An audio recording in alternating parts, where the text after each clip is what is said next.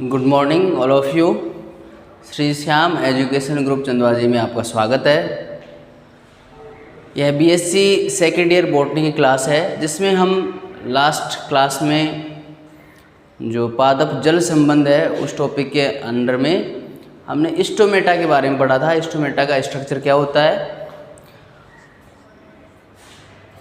तो उसके अंदर हमने देखा था कि स्टोमेटा के दो सेल होती हैं जिन्हें हम गार्ड सेल कहते हैं।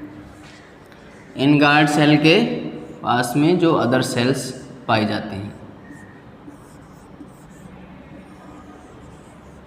तो इस तरह से ये है जो यहाँ पर इंटरनल जो दोनों सेल जहाँ पर टच होती हैं वो थिक लेयर पाई जाती है। यहाँ पर ये थिक लेयर होती है और ये थिन लेयर होती है। इस थिक जो यहाँ पर लेयर पाई जाती है उसका क्या यूज है, वो ऐसा यूज है कि जैसे ही इन कोशिकाओं में प्रेशर बढ़ता है, ऑस्मोटिक प्रेशर बढ़ता है, तो ऑस्मोटिक प्रेशर बढ़ने से इनमें पानी अंदर अवशोषित होता है। एब्जॉर्ब होने के बाद पानी के, तो इस यहाँ पर जो स्फीति दाब है, turgidity pressure and wall pressure, ये दोनों इंक्रीज होते हैं और ये इस तरह से यहाँ से ये सेल इस तरह से पूरी टर्जिड होती है और टर्जिड होने से ये दोनों सेल खुल जाती हैं और ये स्टोमेटा ओपन हो जाता है। Stomata open form and stomata close form.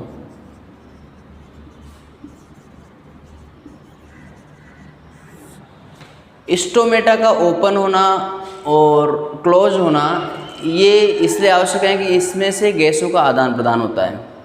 कोई भी पौधा है, प्रकाश संश्लेषण कर रहा है, तो प्रकाश संश्लेषण के टाइम में उसको प्रकाश चाहिए।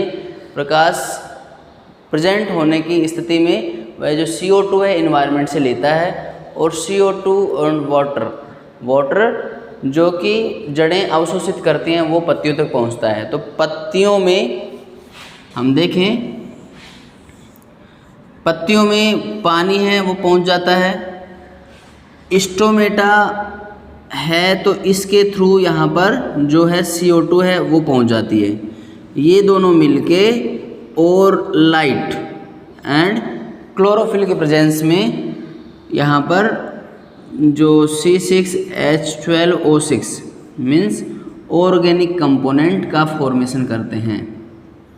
ऑर्गेनिक कंपाउंड है उसका फॉर्मेशन होता है।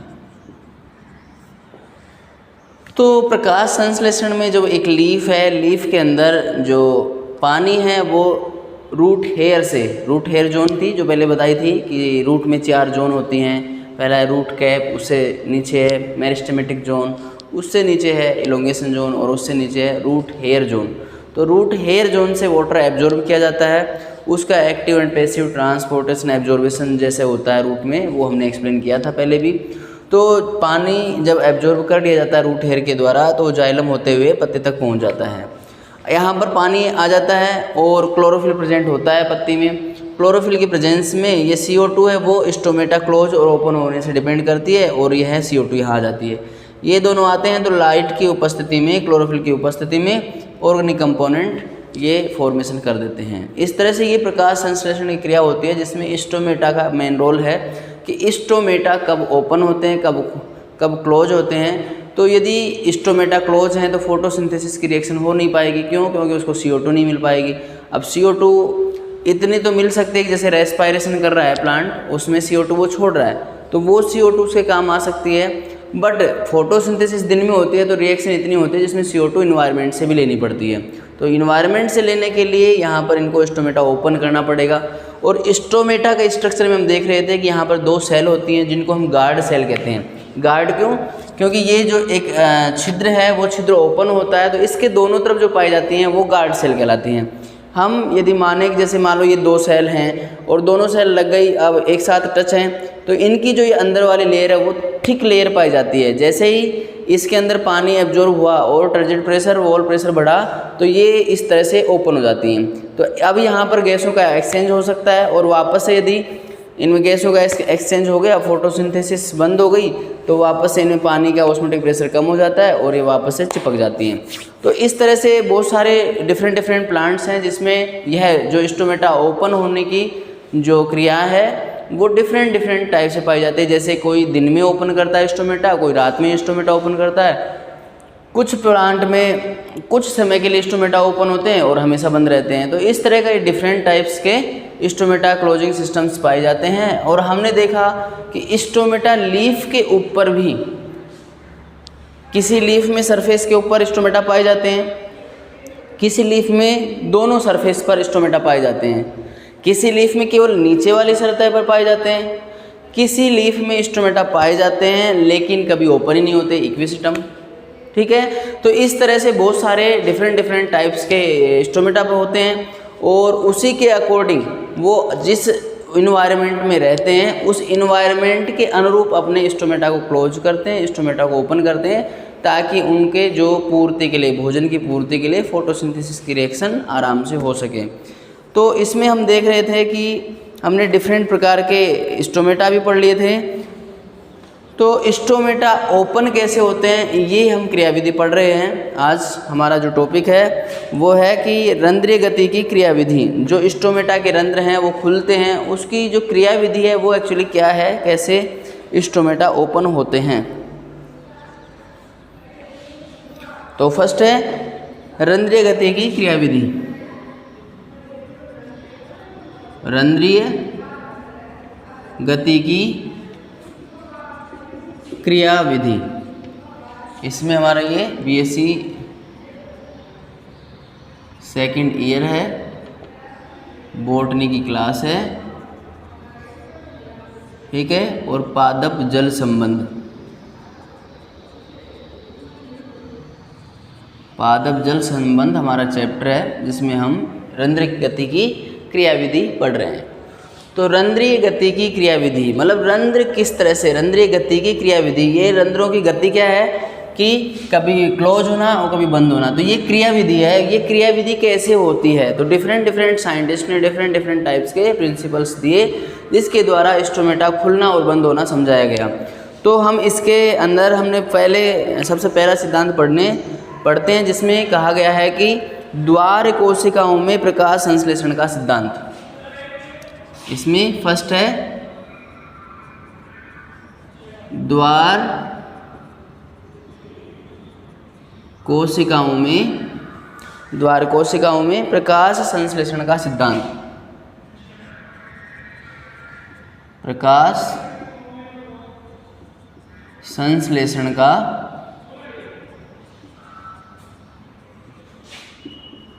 सिद्धांत। तो रंध्रीय गति में हम पहला सिद्धांत पढ़ते हैं द्वार कोशिकाओं में प्रकाश संश्लेषण का सिद्धांत। इस सिद्धांत के अनुसार हम कह रहे हैं कि ये जो द्वार कोशिकाएं हैं, गार्ड सेल हैं दोनों, इन गार्ड सेल में ही प्रकाश संश्लेषण होता है। अब प्रकाश संश्लेषण होता है तो इससे क्या मतलब निकलता है, इसके मतलब है कि ये दोनों सेल हैं, ये पत्ती के अंदर ही पाई जाती हैं, तो पत्ती के अंदर ही इनके अंदर क्लोरोफिल भी प्रेजेंट होता है, क्लोरोफिल पाया जाता है। इस क्लोरोफिल की प्रेजेंस में और लाइट की प्रेजेंस में यहाँ पर ही प्रकाश संश्लेषण की रिएक्शन होती है। फोटोसिंथेसिस जो रिएक्शन है वो यहाँ पर पाई जाती है। अब फोटोसिंथेसिस रिएक्शन से यहाँ पर ये जो ऑर्गेनिक कंपोनेंट है वो फॉर्मेशन होते हैं। ऑर्गेनिक कंपोनेंट फॉर्मेशन होने से क्या होगा, जैसे हम मान लो कि यहाँ पर एक तरह से हम ये कोशिका द्रव्य है, कोशिका द्रव्य के अंदर यदि कोई और कंपोनेंट ऑर्गेनिक बन गया, इसका मतलब उसकी कंसंट्रेशन बढ़ेगी। तो कंसंट्रेशन बढ़ेगी, यहाँ पर कंपोनेंट, ऑर्गेनिक कंपोनेंट यहाँ पर बढ़ने लगते हैं, ऑर्गेनिक कंपोनेंट यहाँ पर बढ़ने लगते हैं। तो बढ़ते हैं तो इसका मतलब यहाँ पर जो पानी है वो एब्जॉर्ब होने लगता है, पानी एब्जॉर्ब होने लगता है। और जैसे ही पानी एब्जॉर्ब होता है तो ये जो भित्ति है इस वाली, ये यहाँ पर फैलने लगती है। इस पर टर्जिड प्रेशर, जो टर्जिड प्रेशर है वो इसके ऊपर बढ़ने लगता है, टीपी। टर्जिड प्रेशर, स्फीति दाब। तो ये स्फीति दाब इसको बाहर की तरफ धकेलता है और जैसे धकेलता है तो स्टोमेटा ओपन हो जाते हैं।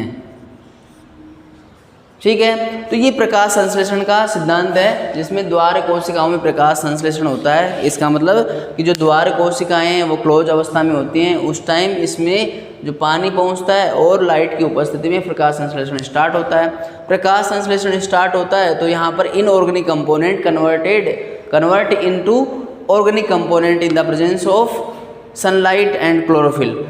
एंड जब ये ऑर्गेनिक कंपोनेंट यहाँ पर फॉर्मेशन होता है तो concentration of cytoplasm will increase, और इंक्रीज होने के बाद में जो सराउंडिंग सेल्स हैं उनसे पानी एब्जॉर्ब हो जाता है।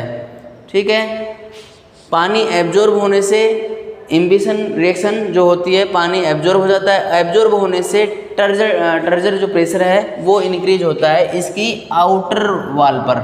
जो आउटर लेयर है इसके ऊपर टीपी इंक्रीज होता है, इसके टीपी इंक्रीज होने से और ये ओस्टोमेटा ओपन हो जाते हैं।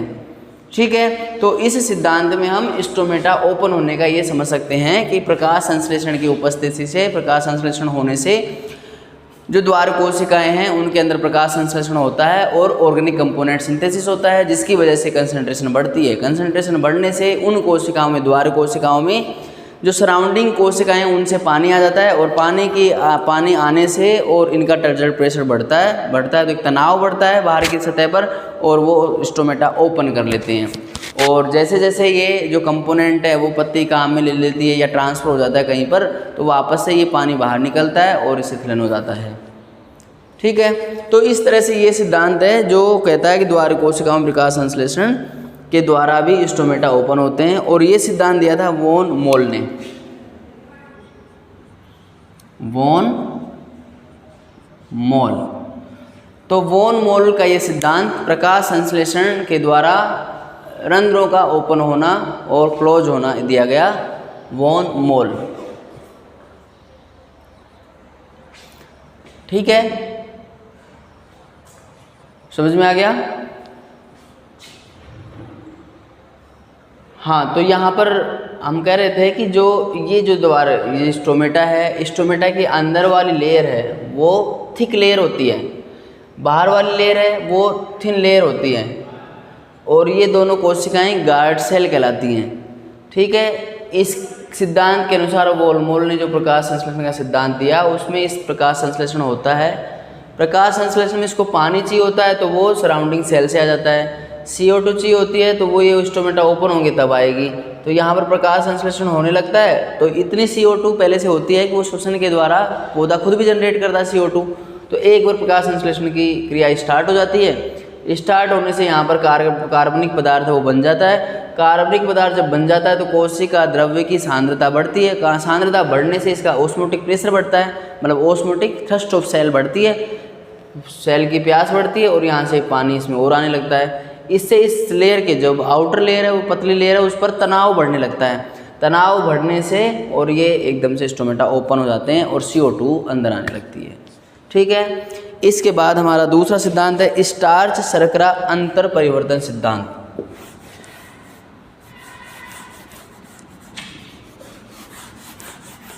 स्टार्च शर्करा अंतः परिवर्तन सिद्धांत।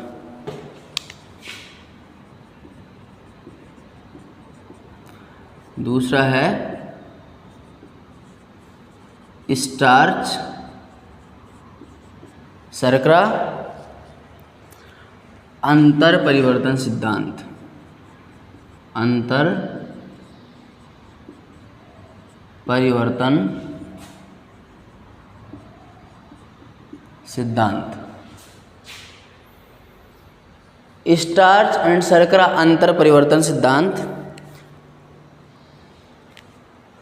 लोएड एवं सायरे, इन्होंने ये सिद्धांत दिया। लोएड सायरे, लोएड ने सिद्धांत प्रतिपादित किया और सायरे ने इसको सिद्ध किया। ठीक है, लोएड एवं सायरे ने इस सिद्धांत को दिया। तो इनके अनुसार क्या होता है इसने क्या कहा कि जो प्रकाश संश्लेषण होता है दिन के समय में तो यहाँ पर शर्करा है वो बनती है। शर्करा बनती है। शर्करा बनने से जो टीपी है वो बढ़ता है। टीपी बढ़ने से जो गार्ड सेल है, गार्ड सेल, उसका ऑस्मोटिक प्रेशर इंक्रीज होता है। ठीक है, शर्करा बढ़ने से शर्करा बढ़ने से गार्ड सेल में ओपी बढ़ता है। ओपी बढ़ने से वाटर जो है वो एब्जॉर्ब होता है। वाटर एब्जॉर्ब होता है और वाटर एब्जॉर्ब होता है तो स्टोमेटा ओपन होता है। ठीक है, तो ये होता है डे टाइम में। लेकिन नाइट में क्या होता है कि जो शर्करा है वो कन्वर्ट हो जाती है स्टार्च में। स्टार्च में होने से जो गार्ड सेल है उसका ऑस्मोटिक प्रेशर डिक्लाइन होता है। डिक्लाइन होने से वाटर है जो बाहर निकलता है, बाहर निकल जाता है और बाहर निकलने से स्टोमेटा है वो क्लोज होता है। तो यहाँ पर हम देख रहे हैं स्टार्च शर्करा अंतर संबंध सिद्धांत, अंतर परिवर्तन सिद्धांत, जिसमें लोएड ने कहा कि दिन के समय में शर्करा जो बनती है उससे गार्ड सेल में आती है वो, और ऑस्मोटिक प्रेशर बढ़ता है। ऑस्मोटिक प्रेशर बढ़ता है तो यहाँ पर पानी का अवशोषण बढ़ता है। पानी का अवशोषण बढ़ने से जो प्रेशर बना उसकी वजह से, टेंपरेचर प्रेशर बना उसकी वजह से स्टोमेटा ओपन हो जाते हैं। लेकिन रात के समय में, नाइट के समय में क्या होता है कि जो शर्करा है वो स्टार्च में कन्वर्ट हो जाती है, क्योंकि यहाँ पर ग्लूकोज 1 फॉस्फेट देखें हम तो ग्लूकोज 1 फॉस्फेट एक एटीपी लेके वापस से फॉस्फेट इसमें स्टार्च में कन्वर्ट हो जाती है। तो ग्लूकोज आपस में जुड़ के स्टार्च बनाती हैं, ग्लूकोज 1,6 फॉस्फेट। तो स्टार्च बनती है। तो स्टार्च जो शर्करा है वो स्टार्च में कन्वर्ट होने लगती है तो उसकी कंसंट्रेशन कम हो जाती है। गार्ड सेल की कंसंट्रेशन कम होते तो ऑस्मोटिक प्रेशर डिक्लाइन कर जाता है। ऑस्मोटिक प्रेशर डिक्लाइन करता है तो पानी भी उस सेल में था वो बाहर निकलने लग जाता है। जब ऑस्मोटिक प्रेशर कम हो गया इसका मतलब पानी की उसको आवश्यकता नहीं है। थ्रस्ट ऑफ सेल कम हो रही है, थ्रस्ट ऑफ सेल कम हो रही है तो पानी की आवश्यकता नहीं है, पानी बाहर निकल जाता है। पानी बाहर निकलता है तो इस तरह से स्टोमेटा क्लोज हो जाते हैं। ठीक है, तो ये 2 सिद्धांत हैं जिसके द्वारा ये बताया गया है कि किस तरह से जो रंध्र हैं वो ओपन होते हैं और किस तरह से वो रंध्र हैं जो क्लोज होते हैं। तो यहाँ पर ये जो हम कह रहे हैं ये तो प्रकाशीय रंध्र है और ये नाइट में रंध्र की स्थिति है ना, अंधकार में रंध्रीय गति। तो ये दोनों इसमें देख सकते हैं कि यहाँ पर लोएड सायरे ने ये कहा, और सायरे इसमें कहता है, सायरे कहता है कि ये पीएच पर डिपेंड करता है। पीएच कैसे कि जैसे शर्करा बनी तो फिर इसका मतलब पीएच इसका बढ़ा, और पीएच बढ़ा तो इसका मतलब स्टार्च ओपन हो जाए, ये स्टोमेटा ओपन हो जाएंगे। यहाँ पर स्टार्च में कन्वर्ट हुआ तो यहाँ पर पीएच डिक्लाइन हो गया, और पीएच डिक्लाइन हो गया तो यहाँ पर पीएच डिक्लाइन होने से स्टोमेटा क्लोज हुए। अतः इसको जो लोएड एंड सायरे प्रिंसिपल कहा जाता है, क्योंकि लोएड ने बताया कि शर्करा बनती है तो स्टोमेटा ओपन होता है, और सायरे कहता है कि शर्करा बनती है तो पीएच इंक्रीज होता है, और पीएच इंक्रीज होता है तो स्टोमेटा ओपन होता है। और लोएड कहता है कि स्टार्च बनती है, ये कन्वर्ट हो जाती है, शर्करा से स्टार्च कन्वर्ट हो जाती है, तो गार्ड सेल में ऑस्मोटिक प्रेशर डिक्लाइन होने से जो स्टोमेटा है that will be closed, and according to Sayre saying that pH will decline after formation of starch, then stomata will be closed. सो दोनों का बात एक ही है कि एक कह रहा है शर्करा बनती है तो स्टोमेटा ओपन होता है, एक कह रहा है कि शर्करा बनती है तो पीएच इंक्रीज होता है, पीएच इंक्रीज होता है तो स्टोमेटा ओपन होता है। ठीक है, और यदि स्टार्च बनती है तो पीएच कम होता है और स्टोमेटा क्लोज हो जाता है। तो दोनों प्रिंसिपल सेम है। तो स्टार्च शर्करा अंतर परिवर्तन सिद्धांत, जिसके अंदर हमने ये दोनों रंध्रों की गति देखी। द्वार कोशिकाओं में प्रकाश संश्लेषण का सिद्धांत, स्टार्च शर्करा अंतर परिवर्तन सिद्धांत। ठीक है, ये 2 कंप्लीट हैं। इसके बाद हम तीसरा सिद्धांत देखते हैं,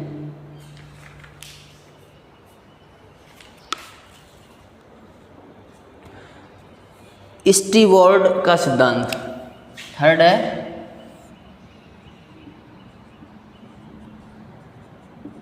स्टीवर्ड का सिद्धांत।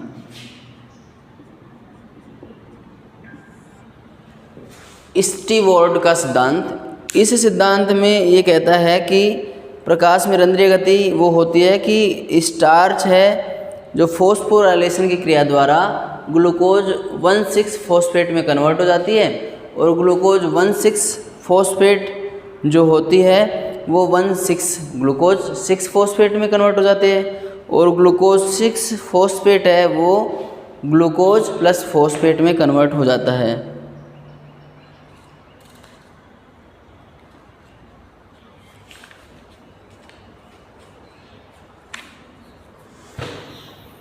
क्या कह रहा है ये? इस सिद्धांत के अनुसार ये कहता है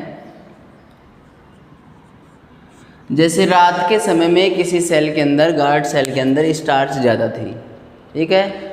अब ये दिन के समय में क्या होता है कि ये स्टार्च से ग्लूकोज 1 फॉस्फेट बनता है, उसके बाद ग्लूकोज 6 फॉस्फेट बनता है, और ग्लूकोज 6 फॉस्फेट से ग्लूकोज एवं फॉस्फेट ये दोनों अलग अलग हो जाते हैं, तो ग्लूकोज प्लस फॉस्फेट ये बन जाते हैं। अब ये ग्लूकोज बना तो ये फॉर्मेशन वापस से यही सेम, जैसे ग्लूकोज जैसे ही बना शर्करा बनी और स्टोमेटा ओपन हो गए, तो यहाँ पर ये जैसे ही ग्लूकोज बनी और स्टोमेटा ओपन हो गए,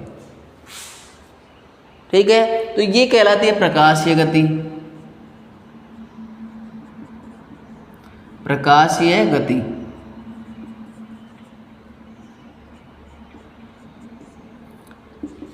प्रकाशीय गति, और दूसरा है इसमें अप्रकाशीय गति।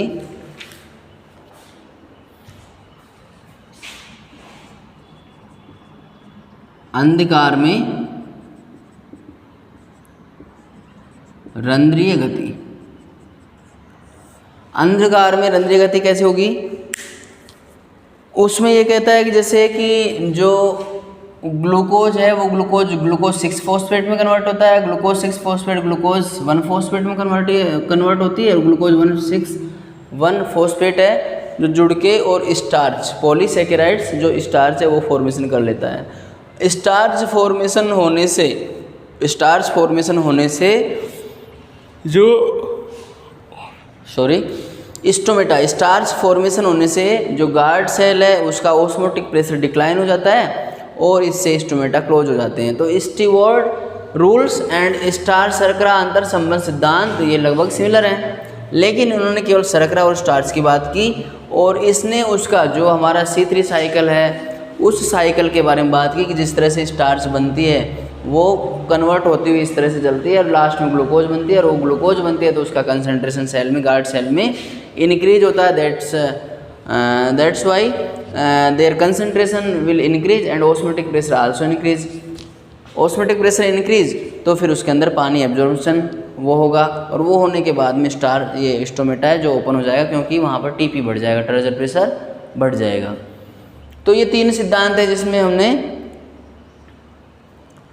स्टोमेटा के ओपन होना और क्लोज होना को पढ़ा।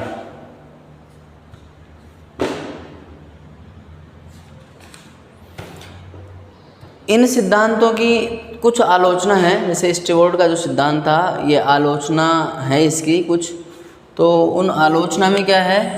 आलोचना उसमें क्या है? ये कहते हैं कि स्टार्च शर्करा जो अंतर परिवर्तन एक धीमी प्रक्रिया है। ये जो स्टार्च और शर्करा है वो बहुत धीरे धीरे परिवर्तित होते हैं, तो जैसे रंध्र ओपन होने के लिए तो फटाफट ओपन होने चाहिए, और ऐसी प्रोसेस ये इतनी धीरे कैसे हो सकती है? तो ये एक थोड़ा सा डाउट है इसमें कि रंध्रीय गति का कारण नहीं हो सकती। जो स्टार्च है, स्टार्च शर्करा परिवर्तन एक धीमी गति है, ठीक है।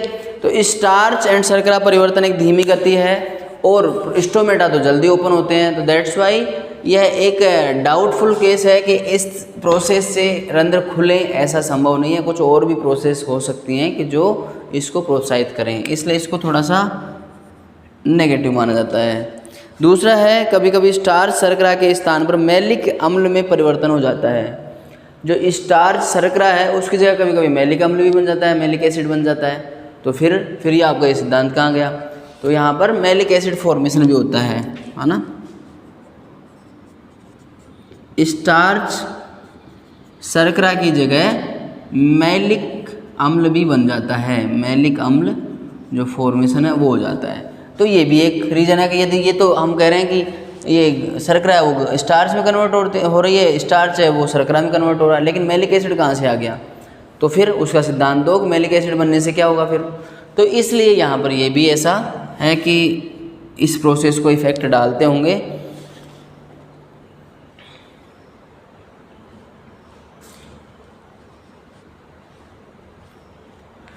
तीसरा कहते हैं दोपहर के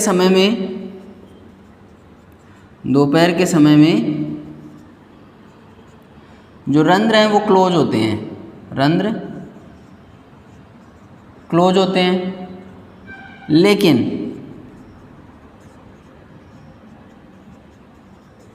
स्टार्च का जो लेवल है वो समान होता है, उसमें कोई अंतर नहीं आता स्टार्च के लेवल में। ठीक है, तो स्टार्च का लेवल उसमें कोई अंतर नहीं आता है। हम कह रहे हैं कि यहाँ पर स्टार्च और शर्करा की जो कंसंट्रेशन उसके ऊपर डिपेंड कर रहा है स्टोमेटा ओपन एंड क्लोज होना, लेकिन दोपहर के समय स्टोमेटा तो क्लोज होता है और स्टार्च है वो समान पाया जाता है, जितना था उतना ही रहता है। तो फिर इसको हम क्या कहेंगे? तो इसलिए कुछ आलोचनाएं हैं इसकी, और एक प्याज में भी है कि प्याज में जब स्टोमेटा ओपन होते हैं प्याज में स्टार्च नहीं पाया जाता है। ऐसा भी कहा गया कि प्याज में रंध्रीय गति के समय स्टार्च नहीं पाया जाता है। जब रंध्रीय गति होती है, स्टोमेटा ओपन क्लोज होते हैं, तो प्याज में स्टार्च पाया ही नहीं जाता है।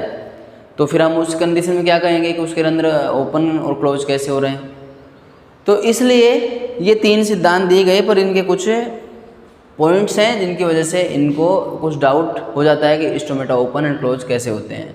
तो सबसे पहला हमने द्वार कोशिकाओं में प्रकाश संश्लेषण का सिद्धांत पढ़ा कि जैसे सबसे पहले जब रिसर्च स्टार्ट होती है तो किसी ने एक आइडिया दिया, जिसमें वॉन मोल ने कहा कि ये जो गार्ड सेल हैं, इसका स्ट्रक्चर हमने पढ़ा कि ये जो गार्ड सेल हैं इसकी जो अंदर वाली लेयर होती है वो थिक होती है, बाहर वाली लेयर थिन होती है, पतली होती है। तो इन कोशिकाओं में प्रकाश संश्लेषण होता है, और प्रकाश संश्लेषण की वजह से कोई ऑर्गेनिक कंपोनेंट है वो ओपन होता है, ऑर्गेनिक कंपोनेंट फॉर्मेशन होता है। ऑर्गेनिक कंपोनेंट जो फॉर्मेशन होता है जिसकी वजह से उन जो गार्ड सेल हैं उनके अंदर कंसंट्रेशन बढ़ने लगती है। अब वो कंसंट्रेशन बढ़ती है तो कंसंट्रेशन बढ़ने से उसके अंदर जो सांद्रता है पदार्थों की कोशिका द्रव्य में वो बढ़ती है सांद्रता बढ़ने से। अब सांद्रता बढ़ती है तो इसका मतलब उसमें थ्रस्ट ऑफ सेल है ना, कोशिका की प्यास बढ़ती है, और जिसे हम ऑस्मोटिक प्रेशर इंक्रीज होना कहते हैं। जब ऑस्मोटिक प्रेशर इंक्रीज होता है तो कोशिका बाहर से पानी अपने अंदर खींचना स्टार्ट करती है। तो जो सराउंडिंग सेल्स हैं उनके अंदर पानी कंसंट्रेशन ज़्यादा होती है तो वो पानी उसमें गार्ड सेल में आने लगता है। अब गार्ड सेल में पानी आता है तो वो बाहर की तरफ फैलने लगती है, जो झिल्ली है मेम्ब्रेन है वो बाहर की तरफ फैलती है, और इसको हम टर्जर प्रेशर कहते हैं। अब टर्जर प्रेशर इंक्रीज होता है तो वो कोशिका की जो बाहर थिन लेयर थी वो बाहर फैलने लगती है। उस फैलने की वजह से जो थिक लेयर है वो ओपन हो जाती है, जो यहाँ से चिपकी थी बिल्कुल टच थी वो इस तरह से ओपन हो जाती है, क्योंकि बाहर इसकी प्रेशर जनरेट हो गया, तो ओपन हो जाता है स्टोमेटा। तो ये तो सिद्धांत इसने वॉन मोल ने दिया कि इस तरह से गार्ड सेल में जो प्रकाश संश्लेषण की क्रिया है वो स्टोमेटा को क्लोज एवं ओपन होने का काम करती है। इसके बाद में स्टार्च शर्करा सिद्धांत इसने लॉयड एंड सायरे ने दिया। तो लॉयड उसमें कहता है कि प्रकाश संश्लेषण की क्रिया होती है जिसमें शर्करा बनती है। फर्स्ट जो ऑर्गेनिक कंपोनेंट है वो शर्करा है, C6H12O6 हम कहते हैं, ग्लूकोज बनता है। तो this is the organic component शर्करा। अब शर्करा बनती है तो शर्करा बनने से वही बात है कि जो पहले कही थी उन्होंने कि कंसंट्रेशन बढ़ जाती है और ऑस्मोटिक प्रेशर बढ़ने से वाटर एब्जॉर्ब होता है और स्टोमेटा ओपन हो जाते हैं। तो स्टोमेटा ओपन हो जाते हैं वो शर्करा बनने से होते हैं। लेकिन जैसे रात के समय में क्या होता है कि ये जो शर्करा है वो स्टोर कर ली जाती है, एक्स्ट्रा जो ग्लूकोज है शर्करा है वो बॉडी में होती है तो काम आती है, कंज्यूम होती है, लेकिन एक्स्ट्रा होती है तो उसको स्टार्च के रूप में सेव कर दिया जाता है। ठीक है, अब यदि उसको कन्वर्ट करके स्टार्च फॉर्मेशन कर दिया तो इसका मतलब क्या होता है कि रात के समय जो शर्करा होती है उसको स्टार्च में कन्वर्ट कर दिया जाता है। कन्वर्ट करके उसको ट्रांसपोर्ट कर दिया जाता है फ्लोएम के द्वारा जहाँ पर स्टोर करना है। तो फिर गार्ड सेल में वापस से कंपोनेंट की कंसंट्रेशन कम हो जाएगी। कंसंट्रेशन कम हो जाएगी तो फिर इसमें पानी जो होगा एक्स्ट्रा वो बाहर निकलेगा, और जो बाहर निकलता है, पानी बाहर निकलता है, पानी बाहर निकलने से फिर वापस से इसमें जो स्फीति दाब है वो कम हो जाता है। कम होने से ये जो स्टोमेटा जो ओपन था वो क्लोज हो जाता है। क्यों? क्योंकि उसका जो बाहर का खिंचाव था वो कम हो गया। बाहर का खिंचाव था तब तो वो ओपन था, बाहर का खिंचाव कम हो गया तो वापस से क्लोज हो गया। तो इस रूल में लोएड तो कहता है कि दिन और रात में ये शर्करा और स्टार्च का परिवर्तन होता है, जिसकी वजह से ये स्टोमेटा ओपन एंड क्लोज होते हैं। लेकिन सायरे कहता है कि शर्करा जब बन जाती है तो पीएच बढ़ता है, इसकी वजह से स्टोमेटा ओपन होते हैं, और नाइट में जो स्टार्च है वो बढ़ने से यहाँ पीएच कम हो जाता है, और पीएच कम हो जाता है इसलिए स्टोमेटा क्लोज हो जाते हैं। तो ये पीएच का रिलेशन निकालता है इसमें स्टोमेटा क्लोज और ओपन होने में सायरे। ठीक है, तो सायरे ने पीएच का सिद्धांत दिया, कुछ पीएच का इफेक्ट होता है, और उसने देखा भी कि पीएच ज़्यादा होता है तो स्टोमेटा ओपन होते हैं, पीएच कम होता है तो स्टोमेटा क्लोज होते हैं। उसी के अकॉर्डिंग तीसरे जो स्टीवर्ट साइंटिस्ट थे, स्टीवर्ट सिद्धांत कहा जाता है जिसे, उन्होंने भी दिया कि स्टार्च है एक्चुअली में, जैसे ग्लूकोज बनती है फोटोसिंथेसिस में, तो वो ग्लूकोज है, ग्लूकोज 1 फॉस्फेट में, ग्लूकोज 1 फॉस्फेट से ग्लूकोज 6 फॉस्फेट में, ग्लूकोज 6 फॉस्फेट से फिर वो स्टार्च में कन्वर्ट होती है।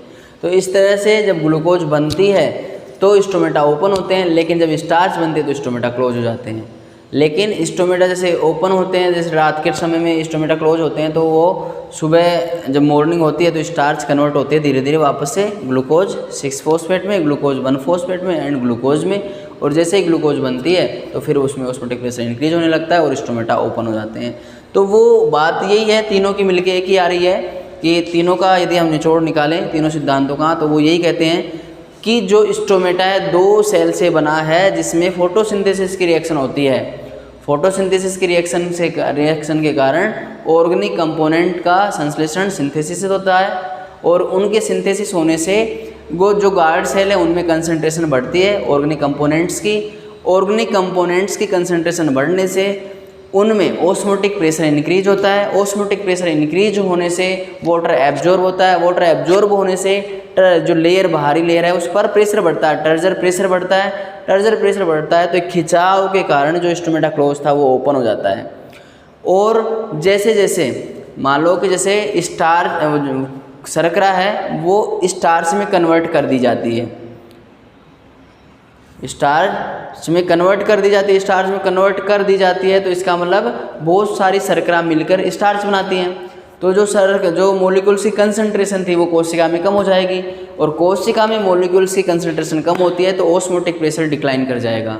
और जैसे ही ऑस्मोटिक प्रेशर डिक्लाइन करता है तो वाटर जो है, वाटर मॉलिक्यूल्स हैं, अब उनकी ज़रूरत नहीं है वहाँ पर, क्योंकि थ्रस्ट ऑफ सेल डिक्लाइन हो गया, कम हो गया। अब थ्रस्ट ऑफ सेल कम हो गया तो पानी बाहर निकलने लग जाता है, वो सराउंडिंग की सेल्स में चला जाता है, और इस तरह से उस तनाव जो गार्ड सेल थे उनके ऊपर तनाव कम हो जाता है, क्योंकि पानी के मॉलिक्यूल्स निकल गए बाहर, और बहुत सारे मॉलिक्यूल्स जो ग्लूकोज के थे वो जुड़ के और स्टार्च से बना ली, तो स्पेस और ज़्यादा हो गया, खुल गया स्पेस, तो इसलिए वहाँ पर पानी है जो बाहर निकल जाता है। बाहर निकलने के बाद में जो स्टोमेटा हैं उनका खिंचाव कम हो जाता है आउटर लेयर पर, और स्टोमेटा क्लोज हो जाते हैं।